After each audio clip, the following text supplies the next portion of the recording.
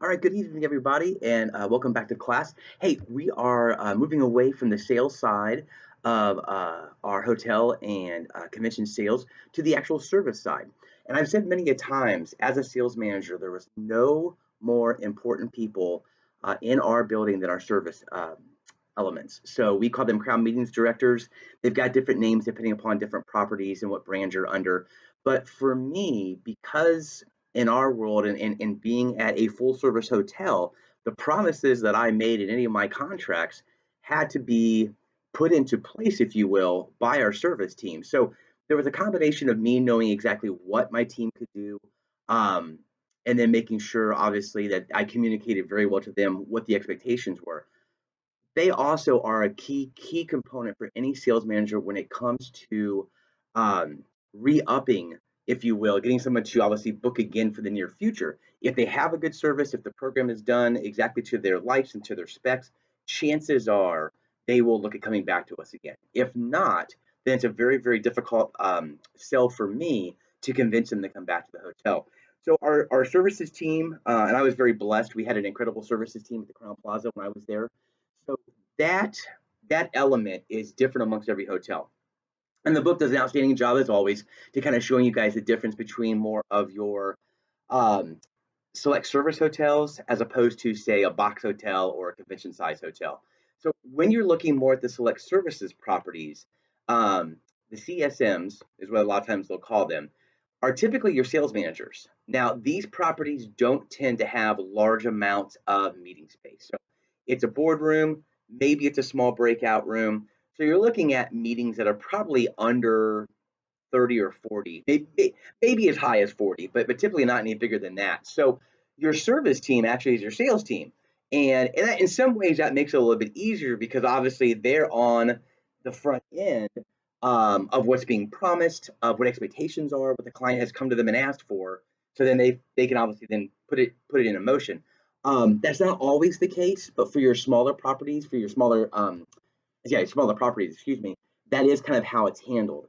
Now, as you go up and climb into the larger properties and they have larger amounts of meeting space, maybe that work with convention centers where you're looking at, space in the 25 to 50,000 square foot range. Now it's a much bigger responsibility. Now these planners are coming in and saying, okay, it's food functions, it's meeting space. It could be something a little more outside the norm. It's a dance. It's a silent auction.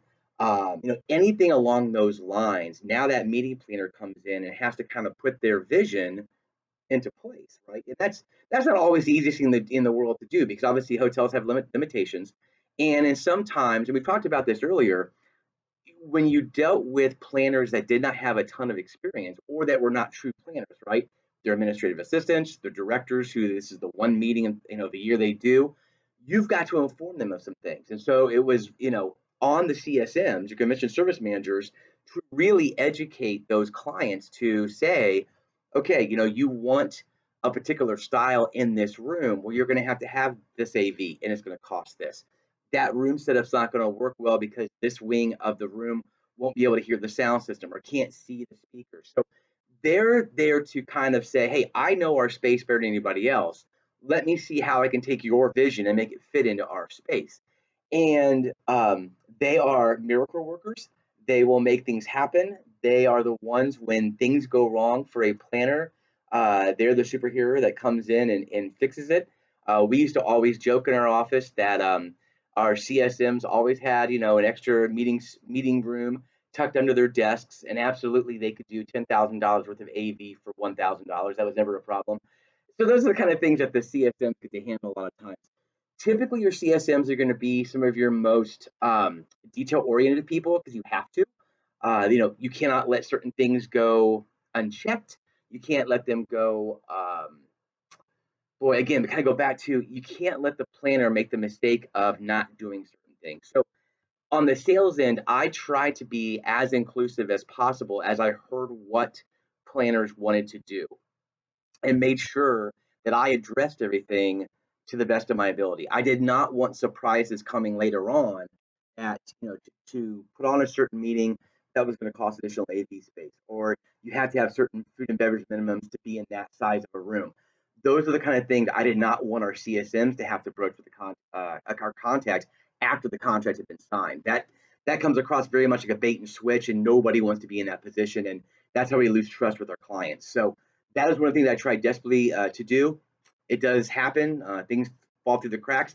Things I'm not told they'll bring up to the CSM. So then, it was one of those where, shame on me for not maybe asking more questions, but there are times when things get shifted or changed after a contract signed, and so your sales manager also was caught off guard that they had a need for that they never mentioned with me. So again, with the CSMs, you're going to see a CSM will work in some sort of a system. Most of it's Delphi, and as I said before, they have to be detail oriented. They're going to go in and put every aspect of this meeting into our system. That system then filters out the notes and kind of the marching orders to those who have different responsibilities for the meetings. So your event staff, your catering staff, if security is called for, if there are just certain elements, everything comes out of their notes and is directed accordingly. So their ability to really be on the ball, get down to finite details is vitally important for a hotel to put on a successful event for its clients. As you go through the chapter, and I love how this chapter lays it out, you will see sort of the hierarchy, if you will, in a hotel, right? So again, at your limited service side, a sales rep becomes, their service team, when the event actually is there. More of your full service properties, that is not the case. I rarely, if ever, helped out and serviced a client. There were times I might have come up and done certain things. I did tours for the historic elements for our property. I gave speeches a lot of times on the historic background, but you would never have me be in charge of the catering function. I'm not, helping pick out menus. I'm not helping set tables. That is not, where my forte was. So with that in mind, again, this chapter does a nice job of laying it out. Your larger hotels will have an entire team. And this is everybody from, your directors of catering, your directors of service, and then down below, your next step is your convention service managers, convention coordinators, floor managers, catering staff, to your on-site people who are the hands-on elements of actually servicing the program. So again, that's why it goes back to say the ability for your CSMs to be detail oriented is vital, because what they take down from the client will filter down all the way to the person who is putting the bread basket on the table. So everybody has to have their marching orders.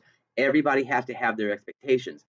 And I can give you an incredible example of what happens when this goes wrong. I'll say go wrong, although it was not the fault of our CSM. We had Steak and Shake was actually one of my clients, and they were very clear to us that the last place they had been to, their upper management were huge Coors Light fans, and that hotel had run out of Coors Light at their opening reception, I think it was, and they just, the upper management was just incredibly upset because it was something that was made very clear. We had notes everywhere. I mean, our front desk staff knew it. We knew it, and the sales team, the service team knew it, the catering team knew it. Everybody knew how important. We had a truck of Coors Light out behind our meeting space just to make sure we did not run out. And even with all those details, we had one bartender who unfortunately just didn't care. And that was the bartender that the VP who we had worked with went to and asked for a Coors Light late in the night. That bartender had not taken the time to go down and restock nor ask anybody to help him. He told her, "We're out of Coors Light," and then made a nice comment to say that you're even lucky I'm serving you because the event should have ended 15 minutes ago, which was absolutely wrong. The event goes on until the client, to a degree, to the client says it does. Um, that came back to us, obviously. That bartender was fired. Unfortunately for me, the follow that piece of business was worth $65,000 to the hotel, so a sizable chunk to me from a commission standpoint. We lost that business the following year. I think it was because we didn't have the dates, but to say that that client was not as wanting to work with us, maybe to be as flexible as possible, would be an understatement. They went to another hotel. The experience was okay, but it wasn't nearly as good as us. We worked for an entire year and got them back. But so again, that's how important those elements are for the CSMs. They're putting on the show. They're putting on everything that client wants. And they have to be flexible. They have to know what they can and can't do, and sometimes they do have to say no.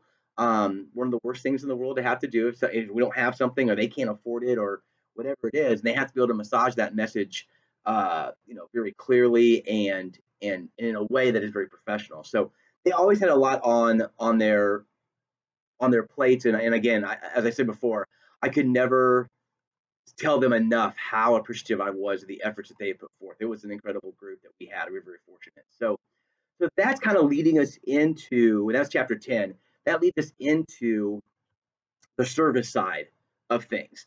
And again, this is a little bit different. It's once we've gotten them there, right? So the sales team's done their job. We've gotten the group in, whether it's a small group, large group, business travelers, where they have a set rate that they're going to be coming in monthly. So now it's on the hotel to service those individuals and those guests, and that's the most important element, right? Is that they feel welcome and that we have lived up to the expectations that we've set. So that's your CSM side. Now, chapter 11 gets into a little more of the minutia. We talk about guest rooms, right? And for most of us, we've probably stayed in a hotel before, I would imagine. Um, your guest rooms are so unique to the property and to the clients you're having stayed, right? So again, we go back to a select service property. Who is your typical guest, right? They're business travelers. They might be sports teams. They might be a religious group. All right. They are looking in some cases for, they're going to spend some time in that room. I usually go to the business travelers when I talk about select service, right? Those rooms are typically set up for longer term stays, 4 to maybe say 8, 9, 10 days. A lot of those hotels have their kitchenettes, they've got pull out couches, they've got lounge areas where you can be doing work. That's typically where I stay now in my current role. When I go recruit someplace, I like to stay at those hotels because I'm there to work. So if I'm in the hotel, I'm probably shooting out emails, I'm probably following up from a conference, what have you. So I need that space. I don't get a lot of time to go out, so reheating something maybe I got from the night before is great for me. But I'm there to get something done, right? It's not a vacation trip. So that's one type of room that you're going to see as you go through this career. As you begin to move up to larger hotels, and I shouldn't even say larger, different types of hotels. So there's your business traveler type hotel. Then you're going to have your boutique hotels, right? Smaller in size, but specialized. And it could be something that it's a romantic getaway. It could be something that's tied to a venue, maybe a winery. So it's got a theme to it. Those hotels obviously are planning or playing off of some sort of, typically it's a theme or it's a type of traveler, right? You're going there for vacation. You're going there for a getaway. They're going to have the spa options. They're going to have an exotic pool set up. They're going to have different elements. So again, a different type of client, a different type of room, right? As we continue to move on, you get more into those convention style hotels. Now we've got a variety of rooms, right? You've got your king rooms, obviously, typically a stay or possibly a married couple, if you will. You get to your doubles, right? Those doubles are very important when we talk about groups like, again, athletic teams, religious groups, those who typically are trying to save money, maximizing how many people a room can hold. You have your suites, right? And those become very important to your convention type groups who have VIPs that are coming in. Could be a guest speaker, could be CEO. You've got to have a room that kind of stands out, if you will, because this individual needs to be made to feel special. We had very unique rooms at my hotel. We had train cars. We had 1920 Pullman train cars that were turned into overnight rooms. No other hotel in the world actually had those. So again, there's a unique element. We played off our history. We sold those with the idea that you can only get those here in Indianapolis. So that's kind of one element of what you'll see from a room standpoint. Now, when you talk about how our systems work along those rooms, typically every hotel has something very similar. It's going to be a Delphi type system that allows you to record all of your pertinent information for those who are staying. Your front desk is typically going to handle this. In a group setting standpoint, if you're lucky, you'll have a reservations manager who, like in our world, we would work with the client. The client would give us a list of guests who's coming. I would give it to Dawn, who is our reservations manager. She would put everything in the system and then give me a list of, here are the room numbers for every single name I gave her, or here's who's paired up if we were doubling up rooms. That is incredibly convenient. It's a wonderful position to have. Not every hotel has it. In a lot of cases, again, Your smaller properties, you may have to do that yourself. So, so again, computer knowledge, there's technology part of this we talk a little bit of. It's changing over time, but again, you're going to have, again, a lot of times it's your CSMs that will handle that. But if you're at a select service property, then you are the CSM. So you'll have to put those lists in there and then get the information back to your client. You'll have third parties who do this as well. There's a lot of third parties who will actually do the rooming. So they may be working with multiple hotels. Citywides that come to Indianapolis, like Gen Con, will go through that, where you actually book with a third party. That third party's popping people into certain hotels. They send us the list. Our rooms manager or our reservations manager would then put the list in our system and then send back to them, hey, here's all the pertinent information you need to forward on to those guests who are staying with us. So a lot of moving pieces there, a lot of checks and balances to make sure things aren't being doubled up, someone got missed. These are very, very important elements of the service side. Um, I'm trying to think. So a little bit. So again, we talked about this a little bit on the sales side. When we talk about rate structure, okay, and you'll hear terms like rack rate, okay, which is typically your average rate in a normal time period. And by normal time period, I mean there isn't a special event going on. It's not the middle of January where it's 40 below. It's our typical time period. Rack rate usually is what you'll pick up on the internet, right? Then you have run of house rate, okay? And again, that's common for small groups. You could have split rates, which are based on room types. That's very, very typical, especially if you're a hotel that maybe has limited doubles. And so those become very valuable, especially to if you're working in an area that sees a lot of teams, a lot of needs for doubles, they become a premium price.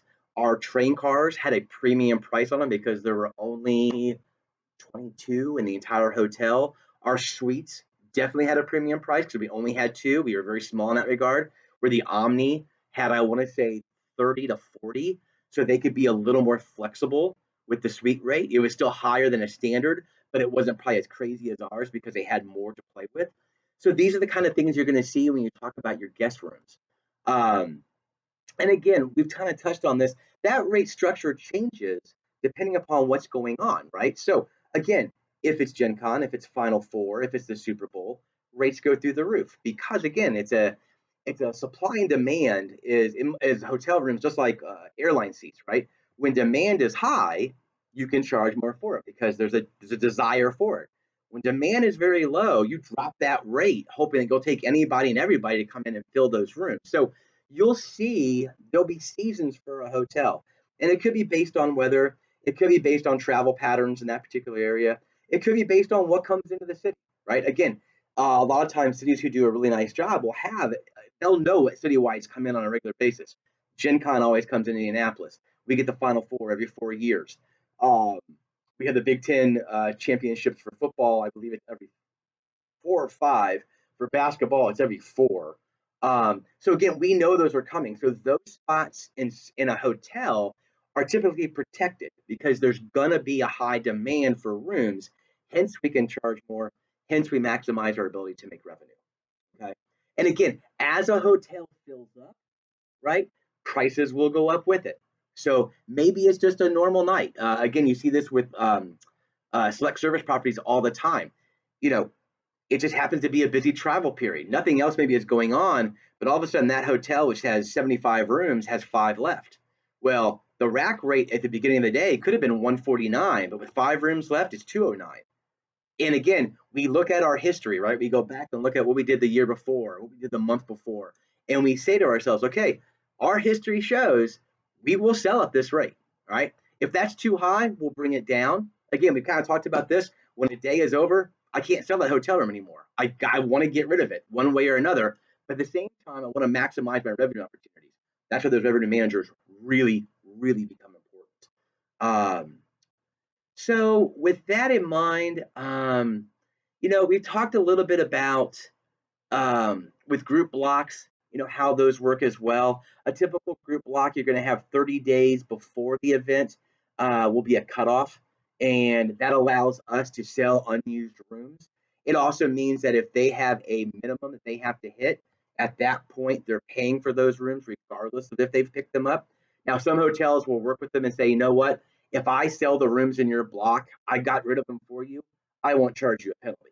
But a lot of times hotels will hold to that. So that comes into play. Again, as you put your room blocks together, we've already talked about it. You've got to make sure you're going to lay out what types of rooms everybody's getting. You're getting 25 doubles and 50 singles, 2 suites, and 8 train cars. Now that client knows what they have to work with. And typically on the specialty rooms, we pull those out and hold them. We don't let someone book into the block. We'll have the client tell us who they're going to put in there, and we'll put it in for them. So again, a lot of moving pieces when it comes to room blocks. Again, this is typically your CSM's duties. They're going to work with the revenue manager to make sure things, um, work well and make sure that again, rooms aren't being plucked out of the system when they shouldn't be. Um, so again, we talked about release dates. We talked about again having those 30-day cutoffs. Other things, and we really haven't talked about this yet, but arrival departure patterns. And this is really important because a hotel, there's a flow to stays a lot of time depending upon where you're at. Okay. So again, a lot of business travelers, you might see a ton of people coming in Sunday nights, Monday mornings, and they're all out of the hotel by Thursday afternoon. Right. So that time frame, that Monday through Thursday, is very, very important and probably a higher priced rate. So if I have a group coming in, I want to know their arrival and departure patterns because it's going to tell me when I'm going to have volume available. Right. So if a group comes in Tuesday, Wednesday, Thursday, well, what that stops, and let's say it sells out the hotel, what that does is now I cannot have a guest come in and stay Monday through Friday. So I've lost that opportunity. So there's a niche, right? There's a piece of the pie I can't sell that week because I don't have the rooms available. They can't come in Monday and stay there because I've sold out Tuesday, Wednesday, Thursday. So that hurts my Mondays and Fridays, right? Now it's on me as a sales manager to go find a group to fill those one night stays. So as a hotel, you're going to look at that and say, hey, does this make sense? Am I getting a high enough rate, a big enough group to chew up the middle of the week and really hurt my Mondays and Fridays? And I might say, you know what? They're paying $259 a night. Our normal rate's $139. The revenue we're going to gain in just those 3 days will offset whatever I lose on Monday and Friday. We're a go. Okay. Those are decisions that your revenue managers are going to help you make. Your directors probably in sales. Your CSM probably have a little bit to say so on that. So again, you're going to take a look at those as well. We talked a little bit in the book about again, no shows, rooms that they didn't pick up. There's going to be a question in the discussion board to say, what are the things you think about before you charge a client with a penalty when it comes to no shows or not meeting minimums. Okay, and I'm going to tell you right now, because this is the one that everybody struggles with. Think about the relationship with the client, right? So yes, that contract said you get penalized X amount of dollars, or we're going to charge you for X amount of rooms, even if you don't pick them up. Now, why would I not want to charge that client for that? Well, let's think of a few reasons. Number one, they bring in future business to us, right? This is one meeting, they have 9 more. Okay, I might be a little flexible in this look, right here because I have future business I can get, and I don't want to upset the apple cart, right? Maybe it's a volume, maybe it's a high volume date, and by giving us those rooms back, because the demand is high in the city, we actually sold those rooms for more money. I might look at the client and go, you know what? We didn't lose any money. This is good. There's no reason to penalize you. Those are 2 reasons why you kind of keep that in. I'm not always going to charge them that penalty. I have to keep it in mind if it is a time period, maybe when we are very that we didn't have a high volume, and by them not taking our rooms, we lost revenue. So we've got to get that money back. We will penalize them. We will go ahead and charge that, and that's typically understood by the planners. They kind of get the whole way our revenue streams work. So typically, it's good both ways. Um, so again, we talked a little bit about that. That's attrition. That's guest room attrition. What we're talking about there. So we've talked about that. Talked about no shows. I talked about what rooming lists look like. So that's chapter 12. That's all about guest rooms. So give me just a second. And I'm sorry, that was chapter 11. That was chapter 11. My bad. On to chapter 12. Preparing for an event. So preparing for an event. This is again, a lot of communication goes on here, guys. A lot of keeping in touch with the planner. Things change. Um, there are so many elements that go into this, right? Just think of it. Think of an event. and getting ready for it, right? You have everything from the actual event itself, having tables and chairs, tablecloths, china, silver, or what have you. But then there's so many other elements, right? You know, do clients need to be addressed a certain way? Does a room need to have a certain feel? All of those different elements have to be considered while you are putting anything together. So we talked about how a CSM has to be detail oriented, and all the information comes out of the system they usually work in. Well, what's usually what they call that when they take out everyone's kind of marching orders is it's called a resume. Right. So everybody gets a copy of the resume with their area highlighted. So chef's going to have a different, portion of the resume. Catering team on site, the actual hands-on people will have different marching orders. What does AV know? What does our tear down setup crew need to know, right? Everybody will have that resume highlighted about what their roles are. That all comes from the CSM through conversations with our client. So again, that is one of those reasons why it is just so vitally important when it comes to being detail oriented. Now, when you go into the banquet side, right now we're talking about food and beverage. Now we're talking about what they ordered. That's called a BEO, a banquet event order. All right. And yes, the industry has a ton of of acronyms and initials, so you will get them all over time.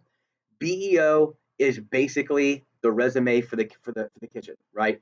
What they're making, when they're making it, are there dietary concerns? Is this a buffet? Is it to be plated? What time is it supposed to drop on the table? Are they doing desserts? What kind of desserts? Again, it is the marching orders for everybody involved in that. Okay. And so again, detail, detail, detail. Um, those are the important. So that's kind of, again, I'm trying to give, and I know I've talked for 27 minutes, and I'm trying to keep these short, but 3 chapters is hard to kind of cover in a short period of time. Again, I say it all the time. The book does an absolutely outstanding job of getting into the details. I'm trying to give you a high overview of just some things that you're going to want to know, a general understanding, and then a little bit of real world experience. So once again, guys, um, nice job on the discussion boards I've read. Test scores look very good, so good job for you guys for all study. I think it was all A's and B's. Um, this is your chapter 10, 11, 12 lecture. I'll be dropping 13, 14, 15, 16, 17, 18. My hope is tonight. If not tonight, first thing later on this week. All right. Talk to you guys soon.